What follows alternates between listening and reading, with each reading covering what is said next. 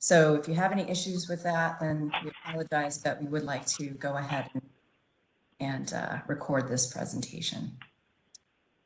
So hi, I'm Natalie Cosentino Manning. I'm with NOAA Fisheries, the Restoration Center, and I'm located in Santa Rosa, California, just north of San Francisco. And I'm going to help moderate the conversations today. And we have other folks here that are also helping, assisting with the slides and reviewing the chats and putting up links as needed. And so we'll kind of give an overview of who's been working on this project. Uh-oh, sounds like there's a little bit of feedback. Okay, yeah, so some tips here. Now, as Beth mentioned, we're using WebEx, which typically for NOAA we use Google Meets, but we wanted to be able to get more participants. This to be a common platform for many people. But we will, if you can, just keep this on mute until we have open conversation time. We will have the chat open, so if you have any questions during the presentation, we will stop at different points, especially after certain speakers come on and describe certain elements of this project. We will stop, we'll take a look at the chat, see if there are any relevant questions, and we'll also open it up. In addition, we do have a couple of polls to keep you active. And those polls will show up alongside the chat. So they'll show up on the right-hand side of your screen. And there are a couple of just easy questions or just multiple choice. Try to get some of the conversation going further on in the presentation and get a good feel for your involvement in emerged aquatic vegetation. So that said, I'm going to get started here. Once again, for those who are just getting on, we are recording this presentation for future use. So thank you again for joining us for the assessment tools for nearshore submerged aquatic vegetation habitats. And in particular, we are looking at evaluating the techniques that we use to look at submerged aquatic vegetation such as kelp and seagrasses.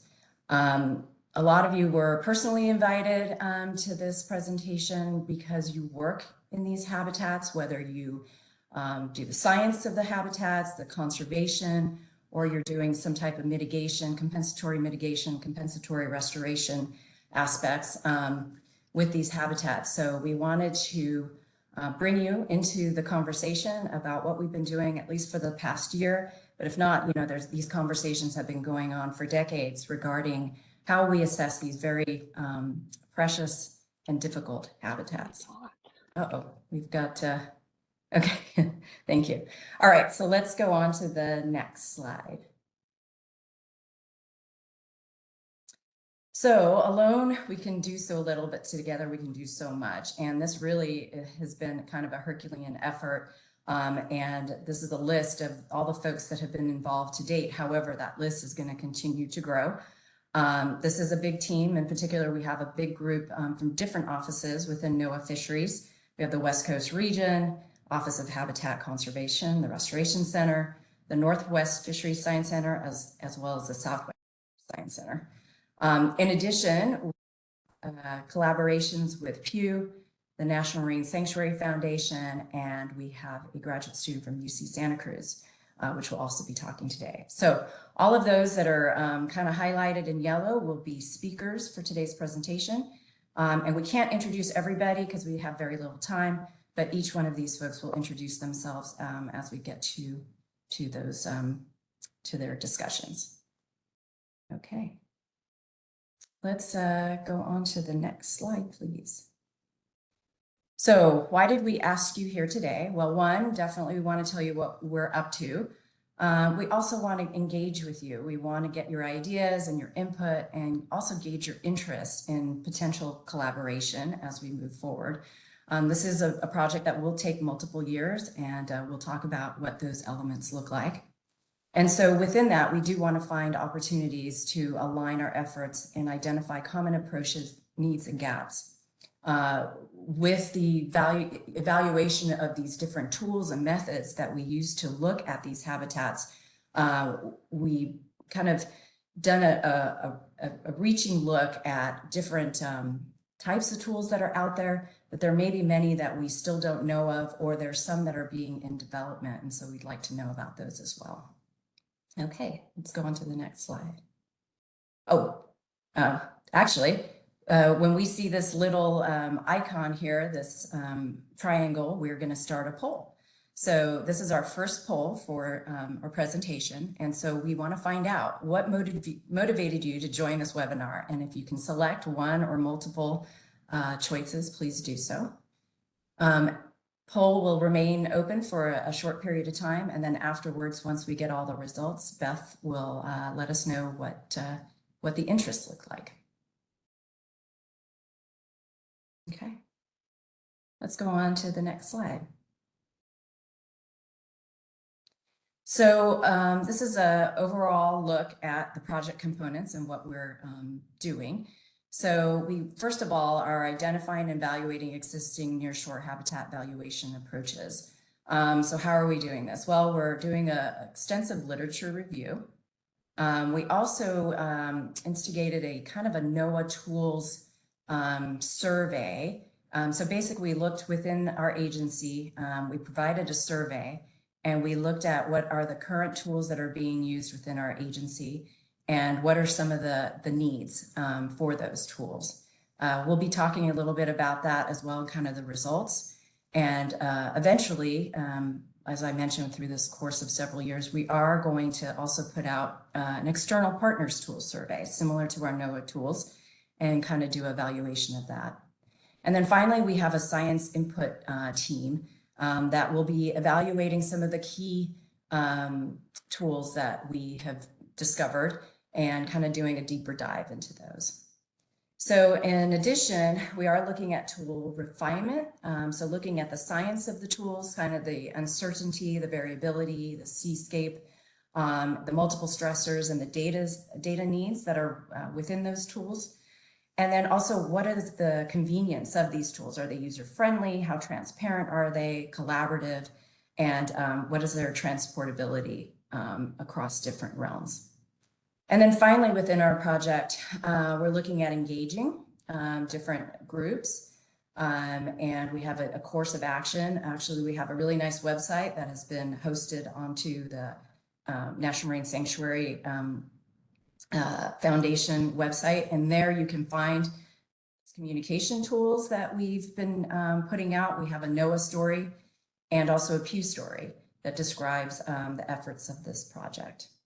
Also in November, Bryant Chesney here and several others in this group are putting together a surf session. I believe that's in Portland, Bryant? Correct. Portland, Oregon in November, and we actually just got word of the abstracts that were submitted for that session, and it appears to be a fairly popular one. We got over 20 submissions, so it's looking to be a solid session at the upcoming conference. Great. Yes. Sounds fantastic. So if you're interested, please join us. And finally, we are planning on having some workshops regarding these, valuation tools. And we hope that through this presentation, you'll feel like you want to join in. We hope that you will be able to participate in some of these workshops. We're still working out kind of the logistics and the timing for all of that. So stay tuned. So hey, Natalie, the poll results should be on screen now. Can you see those? Let's see. Yes, we do see them. So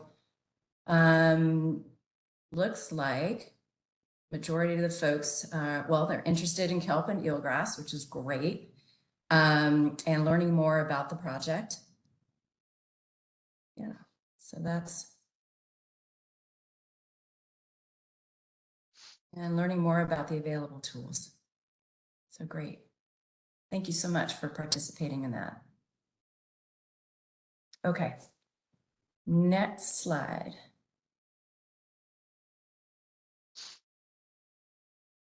Okay, so with what I just described with the components of this project, our outline today is to describe the importance of the project. We'll talk about the literature review.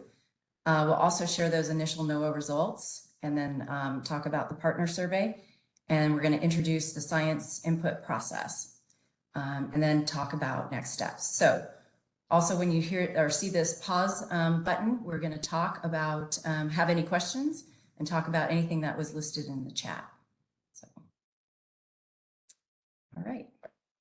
So I think next we have Bryant talking about the importance of this project and these habitats. Thanks, Natalie. So yeah, as Natalie said, I'm Bryant Chesney, and I'm a senior marine habitat specialist working for NOAA Fisheries out of the Long Beach, California office. So like Natalie said, I'll provide some background on the project importance, and I'll then hand it off to Steve and Michaela and others to introduce themselves and provide additional context. So this partnership effort is really focused on estuarine and marine habitats that support foundational marine SAV, like eelgrass and kelp. The ecological settings that potentially support these foundational species are the focus, and they're highlighted by the green border. Peter, if you just slide one over, awesome. These areas really provide vital habitat for many protected species and a variety of other living marine resources. Generally support pretty high diversity and productivity.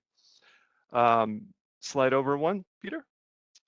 We're also including tidal salt marsh within our scope, given the adjacent connectivity and the clear functional nexus with mudflats and shallow subtidal habitats that support seagrass. And given that these habitats are facing increasing pressure from both development and climate change, we're working to better define and assess their ecological value to support various conservation decisions. Next slide, please.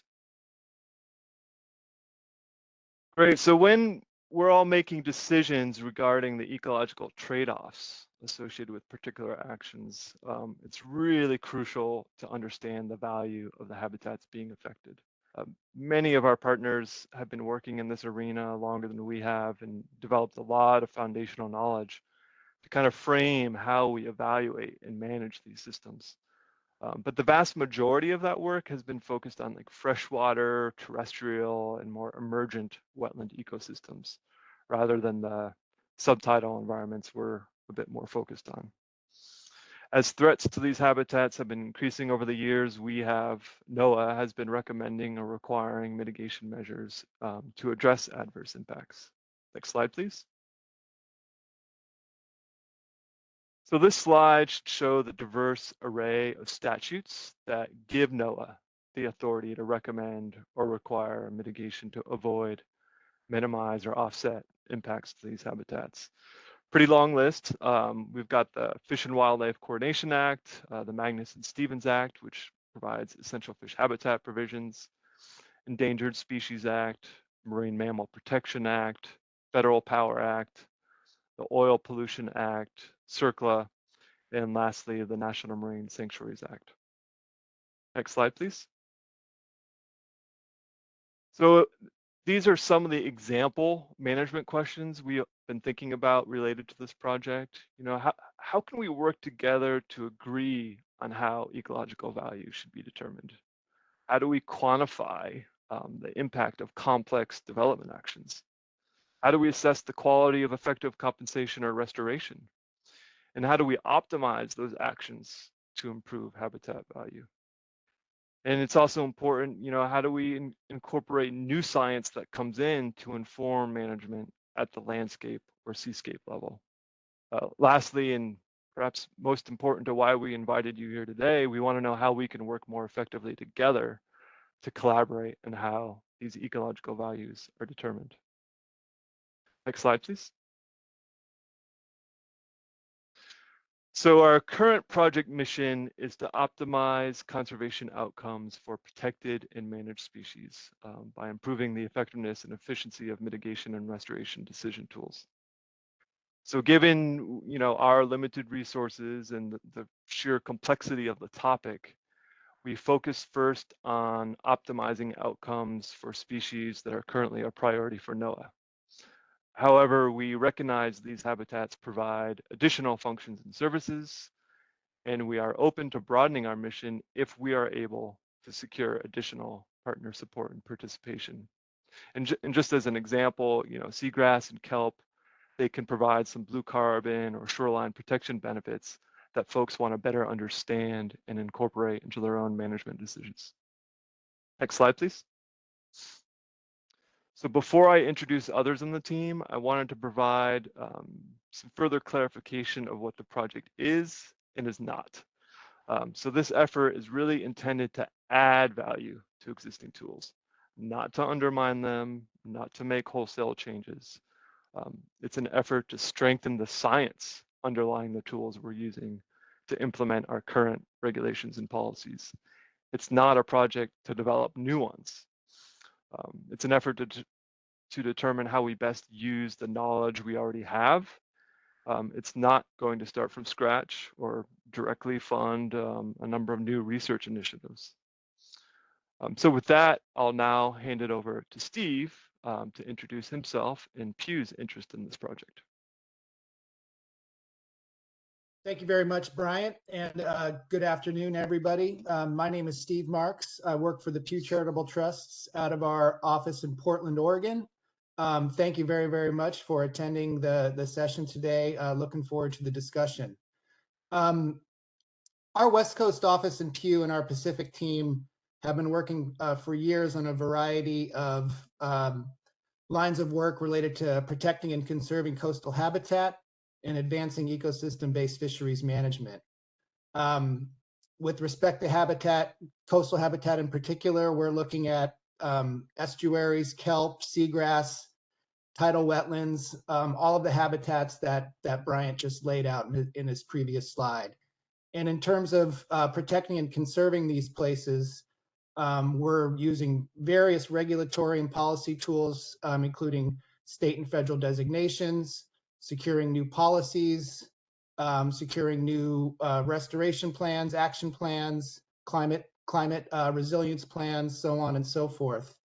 And with respect to submerged aquatic vegetation, when we began scoping this body of work several years ago, we began to realize just how important SAV like kelp and seagrass are to the species under NOAA's mandate, as well as all of the other ecosystem services that these habitats provide.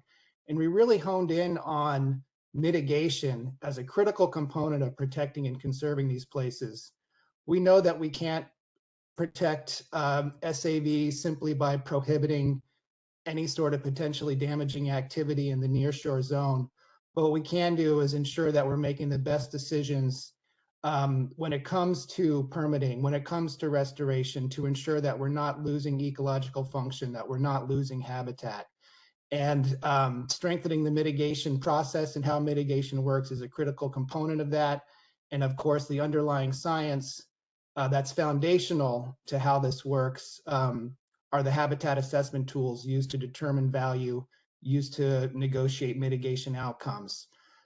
So that kind of sums up why and how we're interested and why we joined this project with NOAA and the National Marine Sanctuaries Foundation. And you'll hear a little later about the awesome work that Jesse and Rachel have been doing to take a look at the tools that NOAA is using and to identify how we can improve the application and utilization of those tools. And ultimately, over the long run, in following years, our aspirations and our goals are really to improve how mitigation works, to ensure positive and the right conservation outcomes when it comes to making decisions, whether it's a permit, whether it's through EFH or ESA consultation, biological opinions, all the parts and pieces that go into managing these habitats. And eventually, we'd like to collaborate with partners on this call, with other partners involved in making decisions in the nearshore zone to help try and ensure that the tools that we use to assess value and the decisions that we make are appropriately looking at things like cumulative impacts. How does this activity relate to all the other activities occurring within an estuary or a watershed, and how can we maximize conservation outcomes? to really take a look, also to really take a look at all of the ecosystem services provided by these habitats to make sure that our decisions are ensuring the continued delivery of those ecosystem services, whether it's blue carbon, protecting communities from storms, all of the biological services and ecosystem services provided by these habitats, to take a holistic look at SAV to make sure that we're not losing that ecological function as activities occur and as decisions are made. We also want to think about climate change. What are the threats posed to these habitats by climate change, and how can we operate within that context? Thinking about sea level rise, so not just where these habitats are, but where they'll be in 10, 20, 30 years. Taking a look at potential and suitable habitat to see how that can fit into the decision frameworks and the regulatory frameworks that govern these habitats. And ultimately, we want to make sure that we are doing our best to ensure that we're not losing any more SAV habitats, and we're not losing any more of these critical places that drive healthy ecosystems, that drive healthy coastal communities. And to make sure that not only are we not losing, but potentially down the road that we can start to regain some of the ecological function and services that have been lost over the years. So again, I'll stop there and maybe just go on to the next slide as I close with a quick shameless plug for an infographic that Pew has up on our website, and the links down there that kind of lays out the variety of ecosystem services that SAV provides and some of the threats that they face as we look into the future. So thanks again for listening into our webinar today. Thanks again to all the project partners for carrying this thing forward. Looking forward to the discussion today. And I will pass it on to my colleague, Michaela. Awesome. Thank you, Steve. Hi, everybody. My name is Michaela Miller, and I'm with the National Marine Sanctuary Foundation. So I'm the conservation manager at the foundation, and we are the official nonprofit partner for the federal National Marine Sanctuary System. Our conservation work centers around 3 main program areas. First one being marine debris removal, then wildlife conservation, and also habitat restoration for both coral and kelps. Which is why I'm here today. And our role in these conservation programs is we work to foster partnerships that strengthen different conservation initiatives, both in and out of sanctuary waters. And so our involvement in this project began in 2021 when this partnership began. And we became involved through the opportunity to engage different stakeholders, such as yourselves, both in and outside of sanctuaries, including state counterparts, because often we're all looking at submerged aquatic vegetation valuation. And so trying to be that kind of glue between all of these different partnerships. So my role in this project now is currently facilitating the engagement component of this work that Natalie mentioned earlier, by bringing together external partners and stakeholders, and also co-leading the engagement subcommittee of this project team. So that's it for me. I'm going to keep it short. I think a poll is coming up next, and I will pass it on to Natalie. Thanks. Great. Thanks, Michaela. All right.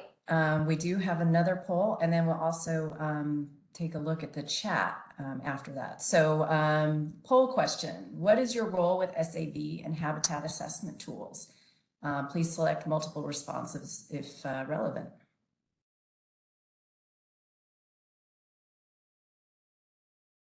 And I wanted to let folks know in the chat that Sarah did put up the link for the SURF conference website, and then also our project website with the Marine Sanctuary Foundation. And it looks like we also had a comment from David regarding the development of condition assessment tools for SAV. And so wanted to compare approaches and where we can integrate. So that's fantastic. We'd love to hear more about that.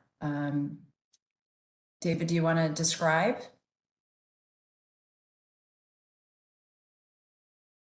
Maybe you're on mute, or maybe we put you on mute. Oh, yeah, if I can verbally describe them, sure, yes. Great, that would be great.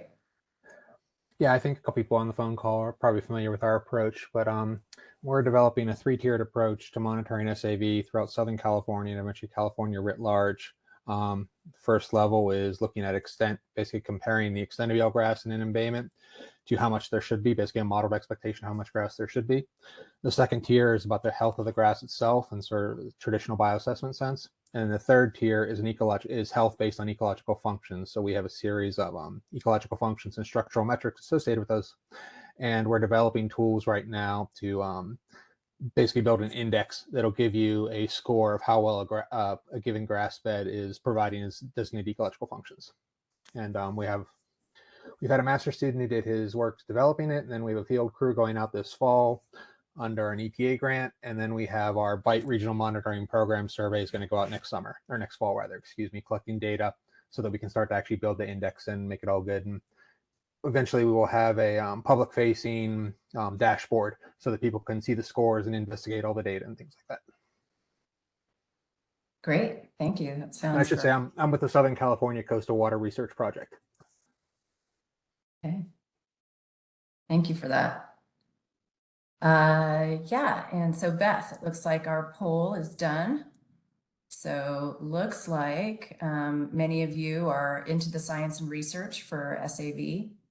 Some of you also work on permitting. We've got some there's probably one consultant out there. No, 4. We've got 4. And we have some tool users and some folks who work on the development of tools and conservation. So that's great. Thank you. Okay, so the second part of this presentation, we'll talk about the literature review. So I believe Rachel, go ahead and take it away. Thanks, Natalie. If we could go to the next slide. Great. So hi, everyone. My name is Rachel Pausch. I'm a PhD candidate at UC Santa Cruz. And I led the lit review for this project with Jesse and the team here. So I'm going to talk a little bit about our lit review today. And this was the initial step in this larger SAV project to understand what tools are being used to measure the ecological value of nearshore submerged aquatic vegetation.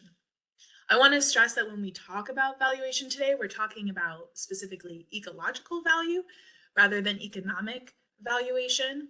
So there's many different ways one could measure ecological habitat value. That could include looking at the functions an area provides, what species use an area, how they use area over time and space. So we were pretty broad in what we looked for. We looked at both peer-reviewed literature and publicly available agency documents for methods and models that assess that ecological value. We also looked for anything that might have included, excuse me, some sort of equivalency calculation between impact and mitigation.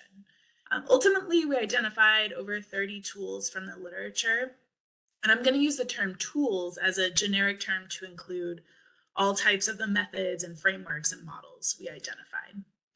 Next slide, please. We found that compensatory mitigation calculations using these tools generally followed this framework, which begins with the use of some sort of metric or often more than one metric that can then feed into habitat valuation models. And some might think of these as indicator metrics or indices, excuse me.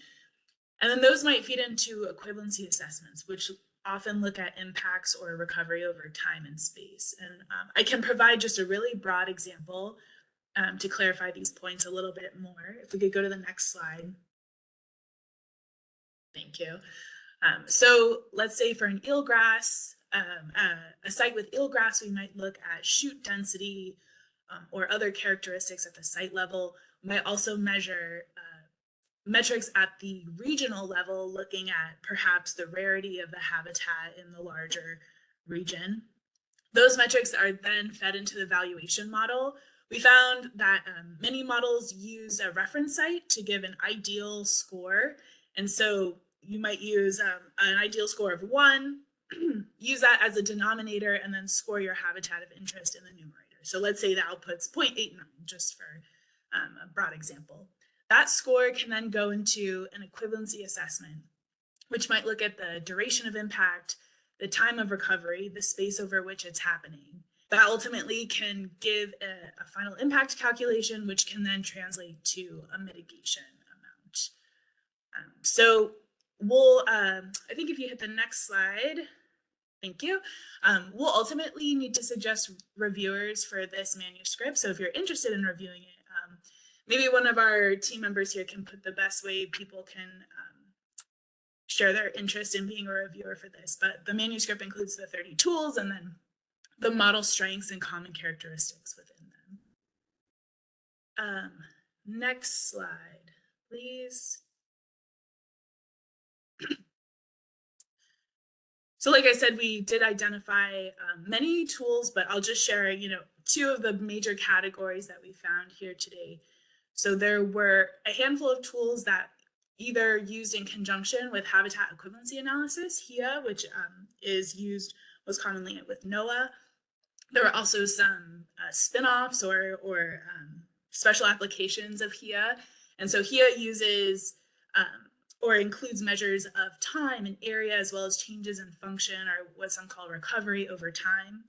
Another category kind of fell into using this reference habitat as an ideal score. And so that included ecological quality ratios, which are actually used in Europe under their policy, as well as habitat suitability indices. And those are most commonly seen with US Fish and Wildlife Service. So there might be a reference site scored, then the habitat of interest as well scored, and then using that reference site as a denominator. So often those final outputs are a score between 0 and 1, and that's valuation. Whereas the HEA often includes that equivalency calculation as well.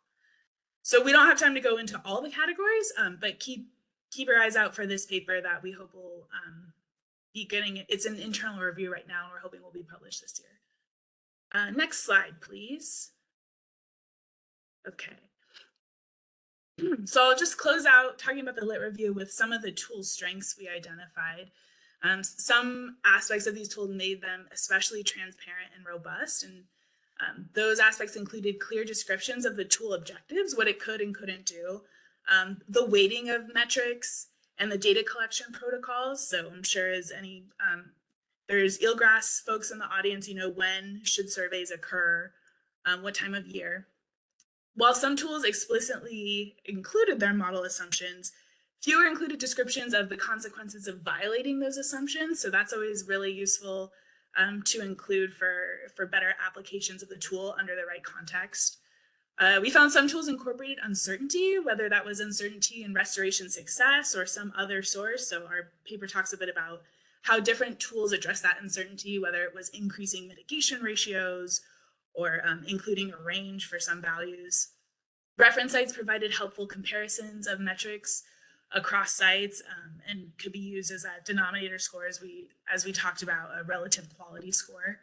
And then looking again at the regional context, some tools included measures of rarity or connectivity of habitat. And so that was useful in guiding regional calculations.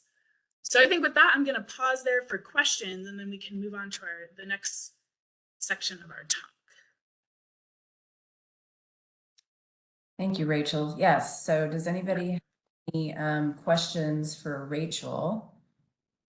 We can open it up for folks to ask, or we can also, you can put your question in the chat. Rachel, in your survey, how much, can you give us a high level, how much degree of species specificity were there when people were trying to develop these tools? Were they developing towards species, or just sort of groups of species together? Yeah, so there were, we don't have time to go into this today, but there were some tools that were looking specifically at seagrass, and we're looking at the habitat quality of seagrass in general. So eelgrass, and then some had different species for that. And then there were also tools that looked at different species that use those habitats. So as salmonids, or some models got very specific, especially with those habitat suitability indices. But I think the majority of our tools more looked at general SAV value rather than focusing particularly on a managed species that might use that area. Does that answer your question? Great. Great. See, do we have any other questions for Rachel out there? I also had a question, Rachel. Hey, it's Kat. So my question for you was, for the literature review, how many projects were you able to review for this exercise? Yeah, so we didn't look at projects specifically, we looked at the papers that describe the tools. So I don't have a particularly good sense of how many projects is implied to, because some of them include HEA, which has been used in a ton of projects, right? Yeah. But we more focus on the actual tool. Got it. Okay. Yeah. Also happy to review that paper. It sounds awesome. Okay, great. Throwing it Thank out you. there. So super appreciate that. Thanks. Yeah, and if anybody else is willing to review, we do have a contact form, so we place that into the chat. So if you're interested, if you're also interested in the project overall, go ahead and provide your information there, and we'll add you to our list. That'd be great. Okay. And anybody else have any questions for Rachel before we move on to the next topic? Okay. All right. Next, we are going to now talk about the NOAA survey that we started the beginning of the beginning of the year, and we have some of those results. So I believe Jessie will be talking about the initial survey. Yeah, thanks, Natalie. Hi, everybody. My name is Jessie Hale. I'm a postdoc with the National Marine Sanctuary Foundation, and I'm embedded at the NOAA Northwest Fisheries Science Center. And as Natalie said, I'm going to be talking a bit about our NOAA tool survey and our results. I did also want to let you guys know that, as was previously mentioned, we do have a partners survey, an external partners survey coming soon in development. So that same contact form that I pasted into our chat can be used to let us know how to reach you if you would like to take the survey. A lot of the questions will be similar. So if you're kind of thinking about how these questions might apply to your tool, as I'm talking about them, we would love to hear from you and get your perspective. And our overall goal with both the NOAA survey and the external partner survey is to understand what tools are being used and also to learn from our partners and find opportunities to align our efforts. So that's the purpose there with both of our tools. And I'll go to the next slide, please. So as I mentioned, our goal with the NOAA survey is to understand the tools currently being used at NOAA. And when I say NOAA tools, I just mean tools that are being used at NOAA, not tools that were necessarily developed by folks at NOAA or formally adopted. Just a general survey of folks working at NOAA to figure out what tools they're currently utilizing in their work. And similar to how we defined tools in the literature review, we defined tools really broadly for our NOAA tool survey. So that included anything from models, spreadsheets, equivalency analyses, mitigation calculators, habitat suitability indices, or other functional assessments. So pretty wide breadth there. And kind of we had the approach of when in doubt, just fill it out and we'll let you know if that kind of falls within in the scope of our project. So I'll go to the next slide to tell you a little bit about the questions that we asked. Here are some examples. So basically all these are from the perspective of the tool user. We just wanted to know from them, from their perspective, what is the information or the data needed to use the tool or run the tool. And from their perspective, how is the tool working and is it meeting their needs? As well as what are the strengths in their mind and what are the limitations or areas for growth for the tools that they are using. And each survey respondent can respond for up to 3 tools that they're using regularly as a part of their work. And we plan to do a similar thing for the partner survey. So you can provide some pretty detailed info if you choose to, or more high level, depending on where you or how you want to engage. Next slide, please. So for our NOAA survey, we have 18 initial responses from 5 different regions within NOAA. And those respondents reported on tools that fell into 3 general categories, one of which is project-specific approaches. So that was kind of an overarching category of tool that is difficult to basically utilize in other areas, such as mapping tools. They might be, really regionally specific and either impossible or difficult to apply elsewhere. They also included strategies or tools like literature searches and best professional judgment, which are hard to replicate. And then the next category of tool that we found were more standardized tools. These included things like the habitat equivalency analysis that Rachel brought up. That one was the most common tool that was reported on by our NOAA respondents, perhaps unsurprisingly, as it was developed by NOAA. And also the Puget Sound Nearshore Calculator came up quite a bit as a standardized tool. And then finally, we have a category that we're calling frameworks. That was kind of a frameworks, checklists, guidelines, general category. Those included things like the California Eelgrass Mitigation Policy, Uniform Mitigation Assessment Method, Aquatic Resource Type Conversion Evaluation Framework, and the U.S. Army Corps of Engineers Mitigation Ratio Setting Checklist. Next slide, please. So as far as general strengths and limitations that were identified by our survey respondents, most respondents identified the tools that they were using as working to some extent, with needs for flexibility, guidance on using their tool, as well as consistency, and then also issues with the data quality of the data that goes into the tool that they're using and the expense of collecting that data. And then also overly simplistic assumptions were brought up by a few of our respondents. And then strengths that were identified included the ability to visualize data of interest. That came up a lot with the mapping tools, as well as precedence and acceptance across agencies. That was flagged a lot by our respondents, basically because, you know, we're all doing this work collaboratively, and it goes a long way to have a tool that is accepted by the folks that you're working with in other agencies. So that was highlighted, as well as flexibility, transparency, and predictability in the tool outputs. Next slide, please.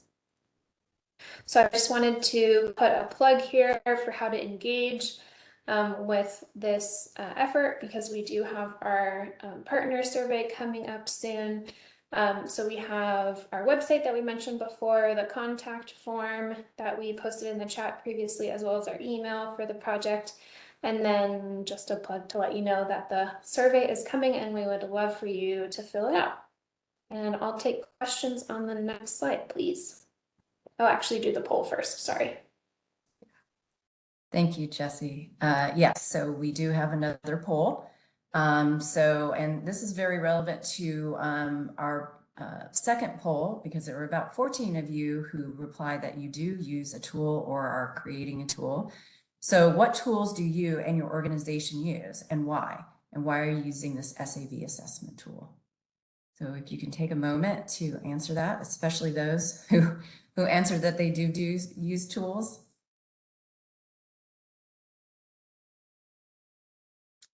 And I was going to take a look at the chat here, see if there are any questions for Jessie regarding the survey.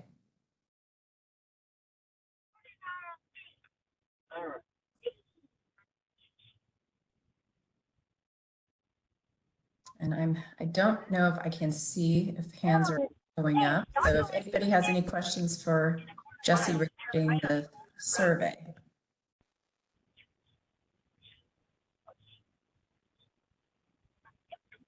Okay. Scott, did you have a question?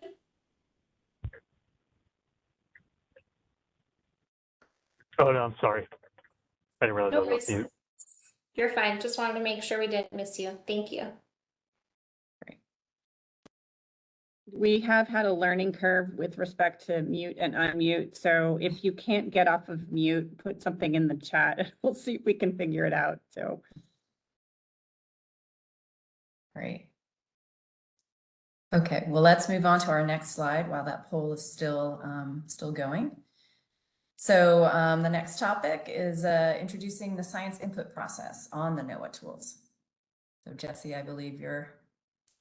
Yep, I'm up next again. Yeah, I'm just going to give a really quick overview of our science input process.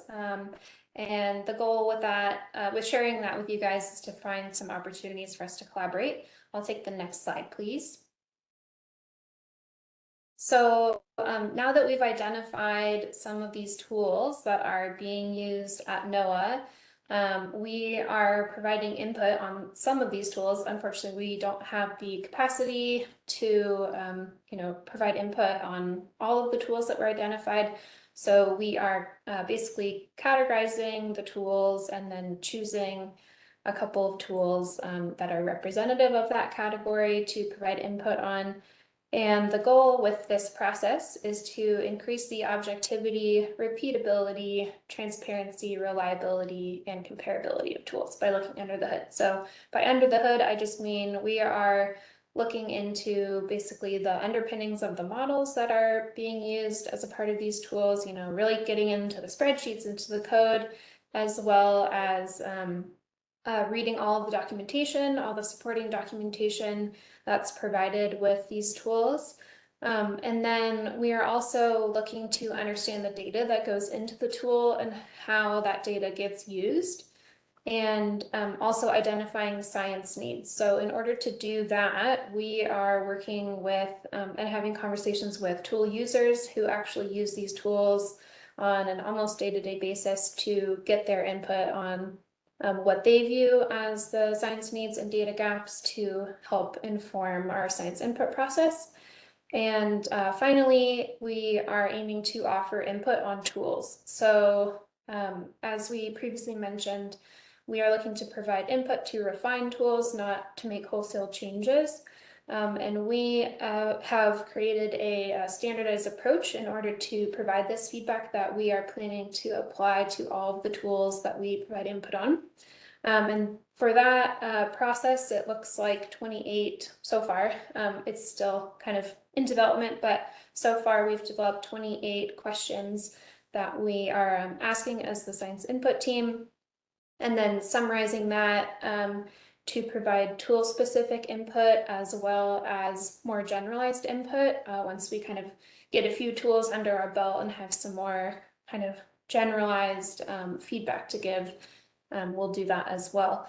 So yeah, that is the general plan, and we're hoping this will be helpful for potential tool users, current tool users, as well as tool developers to kind of, especially for this like overall general feedback or input, we're hoping that will be helpful kind of as a best practices document based on what we've seen with some of the tools that we're working with. Next slide, please. And then we have another poll coming up. Right. So let's first take a look at Beth. I don't know, do we have the results from the last? Yeah, I just launched this last poll, so let's have folks go ahead and start to answer that one. Sorry, I launched it before you had a chance to ask about the last one, but I'll share that in just a sec. Okay, great. Okay, so another poll here. What are the biggest problems you encounter when using your tools and decision processes? So if you can answer that, that'd be great. And also another thought is if folks out there have an idea on which tools to prioritize for looking at the science input, we'd appreciate your insights there as well. So if you have an opinion, if you could put it into the chat, that would be great, so we can document that.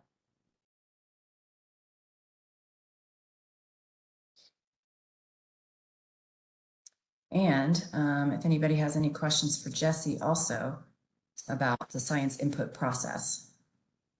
And I can take a minute here just to report out on tools that were noted in the previous survey. So I'll just list off some of what I see here. The Nearshore calculator for Section 7 consultations, mapping, Kemp, HIA, spreadsheets, mitigation calculators, GIS and aerial images, habitat suitability modeling. Some are developing an in-house tool, a framework to identify priority areas of kelp and eelgrass, and possibly developing a nearshore functional assessment method in line with our regulations. That's great. Thank you all for that. That was, it's really interesting to see what you guys are, what everyone else is using. Great. Okay. Well, if there are no questions for Jesse, I think we're about next steps. So, as we mentioned, we have things in process, the literature review, and the manuscript will be coming out. And also the evaluation of the NOAA tools. We've kind of almost, we're hoping other NOAA offices will add to that tool list and survey. So that is still kind of open for colleagues within NOAA to keep inputting. And then, of course, as Jesse mentioned, the external partner survey will be coming as well, and kind of the results from the science input.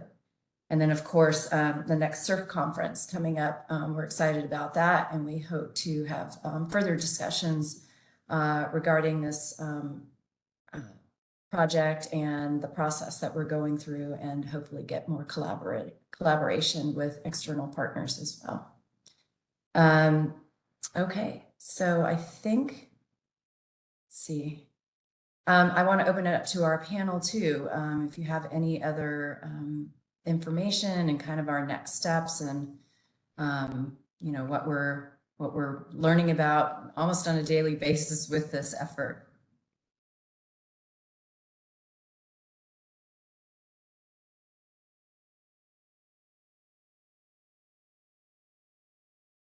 All right. I think we have one more slide. I think it's our final slide.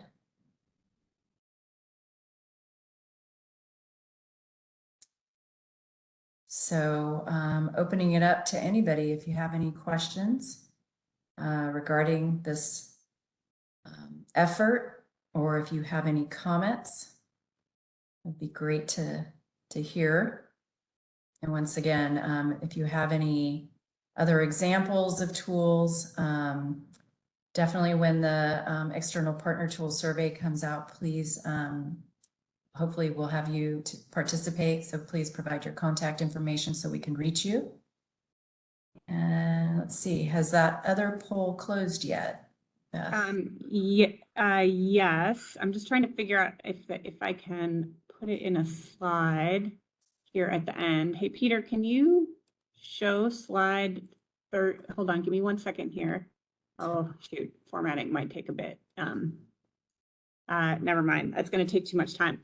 Let me just read you guys some of the responses. The short answer polls are harder. They don't allow me to circle back and just show everyone, so I apologize for that. So here's what I'm hearing from responses to the biggest problems. Identifying the right proxies for ecological function. Yeah, that makes sense. Spatial resolution is too large. Hard to have a sense of what happens at small 1 to 10 kilometer scale. Assumptions and consistency, simplistic assumptions. The survey guidance is often vague.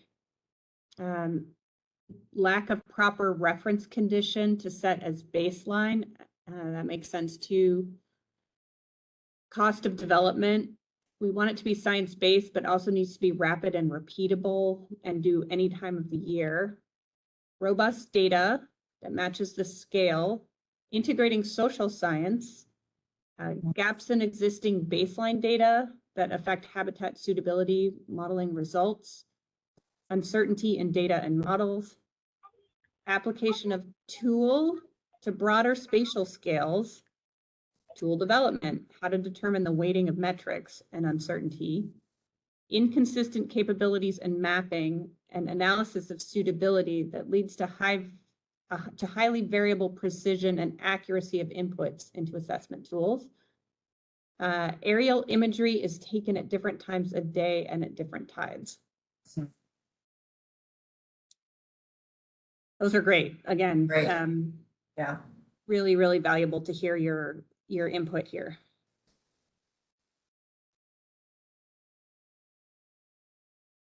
Perfect. So we have a couple of minutes left. So want to get your feedback. I mean, what do you think about this project? Do you think this is timely, or it's come too late. Just, what is your feeling, and are you interested in participating? So I just kind of want to open that up to folks.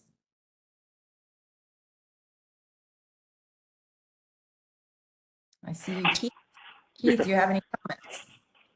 Heavy lift. It's a great big area and a lot of different approaches to different things. And so trying to corral everything together is going to be a very daunting task. I think it's very worthwhile. I think getting some consistency will help, but it's a big task. Thank you, Keith. Yeah, that's why we have a pretty big team, and like as I mentioned, it's growing. So we need all the help we can get. Bryant. Yeah, I just wanted to follow up on Keith's comment because it's spot on, right? And that's where our team is trying to prioritize exactly where to focus on, but we're very interested from our partners to hear where their priorities are. So we're not going to be able to solve all the problems. So yeah, please share where you think those focal areas should be. I do want to say something I said multiple times and focus specifically on the Kemp, but I think wherever you're going is going to be the same issue, and that is that there needs to be not just the development of the tools, but some training that goes along with it. I see radical differences in application of the Kemp up and down the state. And when I go to Washington, I see very different approaches to the tools available. So I think education on the tools and expectations is going to be a huge part of being successful. That's a great point. I saw Tom. Yeah, I just want to echo what Keith just got through saying there. The next step is going to be the critical one. How do you get people to actually use these things in a consistent manner, i.e. training? And then I would offer the adaptive feedback thing. How do you, when more people start using these things, getting the word back to you folks and getting a more unified approach as opposed to what now appears to be pretty scattered to some of this stuff. Thank you. Kathy, hi. Hi. Yeah, I would just say I would hope that there would be a range of tools that could be used in different settings. Thinking about how hard this work is to do, and that trying to apply an assessment tool to some sites that have, strong currents or deeper eelgrass compared to ones that you can get to easily in the intertidal, places that you can see through the water versus places that you can't. These are really hard conditions to work in, and I applaud this for sure. But I do worry about how it will actually get carried out in an effective way across the types of sites that, or the variety of SAV sites that there are. Great comment. Yes, David. I don't know if it was a real hand or electronic hand, which works best, but it all works. I think Jamie brought this up in the discussion, but she's asking about are there rulemaking efforts associated? And actually, I don't know if she means rulemaking in terms of how one builds an index, but I think it would be a workshop of getting developers and users in the same room together to quite literally hash out, these are our goals with the tools we're building. This is the approach we're using to build those tools. And yeah, we're all going to have different tools, I think it's a little foolish to expect everyone to use the same tool everywhere. But if we can make sure that as we're developing or applying tools, they're all going in the same direction, I think that's a key thing. And in my experience in similar efforts for soft sediment benthos index development, we found quite literally getting all the people in a room and sort of hashing it out over a day or two is a really productive thing. It's not easy, it's an expensive thing, but it's a very useful thing with good outcomes typically. Yeah. And I think that's where we're at right now, is trying to figure out, how do we get these folks all together, right? It's not easy. And, how many are interested and involved, and yeah, so that's our next step, is trying to figure out how to get this workshop pulled together. Great. Excellent. Yeah, so any other questions or comments or? Yes, Beth. Oh, I'm just going to put in a plug for getting in touch with us, because as we move forward, we do want to expand this team, expand this network, find opportunities to work together with folks that have other tools that might have advice. So this is the first step, the first time, but we're really looking to engage with folks now and into the future.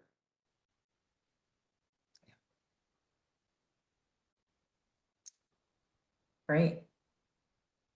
Well, this presentation was, we slated it for 2 hours, but as I noted, we gave the same presentation on Tuesday and it went for about an hour. So you have an extra hour back in your life. But we really, really appreciate you all coming, listening about what we're up to, and hopefully you will, as Beth mentioned, get engaged with us and help us out. So, thank you so much, everyone, for attending today. And will you share the recording? Yes, we will. Great, thank you. Absolutely. All right. Thank you. Thanks much. Thanks, everyone. Thanks all. We'll see you. Thank you. Thanks, everybody. Bye-bye.